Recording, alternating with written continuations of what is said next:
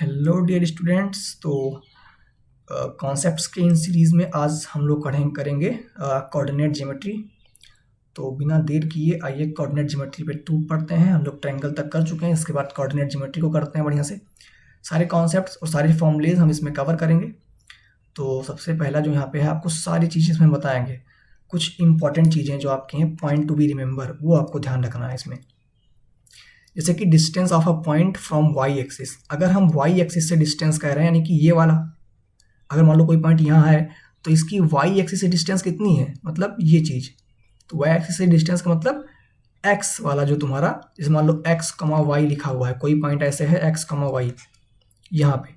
अब अगर मैं कहूँ वाई एक्सिस से इसकी डिस्टेंस क्या होगी, तो वाई एक्सिस से डिस्टेंस मतलब ये डिस्टेंस, और ये क्या है, ये तुम्हारा एक्स है और ये हमारा वाई है।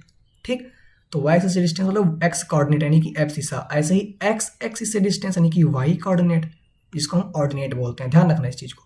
The coordinate of a point at X axis, on the X axis Y is equal to 0 होता है, on the Y axis X is equal to 0 होता है। ध्यान रखना ये चीज़ें। फिर आपका आता है डिस्टेंस फार्मूला। अगर ए का कोऑर्डिनेट x1 कमा y1 हो, बी का कोऑर्डिनेट x2 कमा y2 हो, तो ए बी इक्वल टू आपका क्या हो जाएगा, under root x2 minus x1 का whole square plus y2 minus y1 का होल स्क्वायर, यानी कि डिफरेंस ऑफ एब्सिसा और डिफरेंस ऑफ ऑर्डिनेट। आप चाहें तो x1 माइनस x2 का भी होल स्क्वायर लिख सकते हैं, कोई दिक्कत नहीं है। चाहे x2 माइनस x1 लिखें, चाहे x1 माइनस x2। क्यों? क्योंकि x1 माइनस x2 का होल स्क्वायर लिखा हुआ है, मान लो। अब मैं माइनस अंदर कॉमन लूंगा तो -1 बाहर होके स्क्वायर निकल जाएगा, तो x2 माइनस x1 हो जाएगा। तो -1 का स्क्वायर फिर +1 हो जाएगा। तो ये और ये दोनों आपस में इक्वल होते हैं, तो कोई दिक्कत नहीं है। अगर distance of a point from origin निकालना हो तो एक हमारा 0 हो जाएगा। मान लो x1 और y1 हमारा ओरिजिन है, तो ये 0 और ये 0, तो क्या बचेगा, केवल एक ही बचेगा x और y, तो उसी का स्क्वायर कर दो, अंडर रूट ले लो, वो हमारा हो जाएगा डिस्टेंस फ्रॉम ओरिजिन। फिर आता है फिगर बेस्ड प्रॉब्लम आते हैं। कुछ ज्योमेट्रिकल फिगर जैसे रहता है, जैसे पैरेललोग्राम अगर प्रूफ करना है तो prove that opposite sides are equal, यानी कि अपोजिट साइड्स को हमें इक्वल दिखाना होता है अगर पैरेललोग्राम दिखाना है। तो अगर रेक्टेंगल दिखाना है तो अपोजिट साइड्स उसमें इक्वल होती हैं, और डायगोनल्स इक्वल दिखा दो तो रेक्टेंगल हो जाएगा। पैरेललोग्राम बट नॉट रेक्टेंगल अगर दिखाना है तो अपोजिट साइड्स इक्वल होनी चाहिए लेकिन डायगोनल्स इक्वल नहीं होने चाहिए, तो पैरेललोग्राम हो जाना चाहिए। डायगोनल्स बाइसेक्ट करते हैं पैरेललोग्राम में, ध्यान रखना। रोम्बस क्या करता है कि चारों साइड्स को इक्वल दिखा दो, रोम्बस हो गया। स्क्वायर में चारों साइड्स इक्वल तो होंगे लेकिन डायगोनल्स भी इक्वल होंगे, तो हम कहेंगे वो स्क्वायर है। रोम्बस बट नॉट स्क्वायर, मतलब 4 साइड्स इक्वल दिखा दो लेकिन डायगोनल्स इक्वल नहीं होंगे, तो हमारा रोम्बस लेकिन स्क्वायर नहीं। आइसोसेलेस ट्रायंगल मतलब एनी 2 साइड को इक्वल दिखा दो। आपको कोऑर्डिनेट्स पता गिवन रहेंगे, मैंने इस पे बेस्ड क्वेश्चंस कराए हैं, तो आप जाके देख लेना। इक्विलैटरल ट्रायंगल यानी कि prove that all 3 sides are equal, तीनों साइड्स को निकालो इक्वल आ जाएंगे।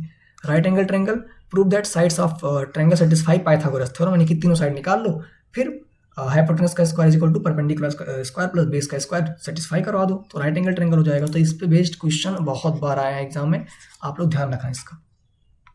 फिर अगला इसमें आता है सेक्शन फार्मूला। सेक्शन फार्मूला में 2 पॉइंट्स हैं, एक एक्सटर्नली डिवाइड करे, एक्सटर्नली आप लोगों को पता होगा, और एक इंटरनली। तो एक्सटर्नली और इंटरनली, ये यहाँ पे जो फॉर्मूला लिखा है ये एक्सटर्नली इंटरनली वाला है, ठीक है। इंटरनली, जब वो पॉइंट इंटरनली कैसे डिवाइड करेगा, मान लो ये कोई हमारी साइड है ए बी, ये पॉइंट पी इसको डिवाइड कर रहा है किसमें, m1 रेशियो m2 में। तो फिर हम कैसे लिखते हैं इसको, m1 x2 प्लस m2, या फिर ऐसे लिख लो m2 x1 plus m1 x2, ठीक, ऐसे लिख लो। ये हमारा इंटरनली का है। अगर एक्सटर्नली होता तो एक्सटर्नली के लिए उसके क्या करते हैं, यहाँ पे माइनस कर देंगे, यहाँ माइनस कर देंगे, यहाँ माइनस कर देंगे, यहाँ माइनस कर देंगे, तो इंटरनली हो जाएगा। इसको हम बोलते हैं सेक्शन फार्मूला। इस पे बेस्ड क्वेश्चन हम लोग किए हैं, जाके वहाँ पे देख लेना।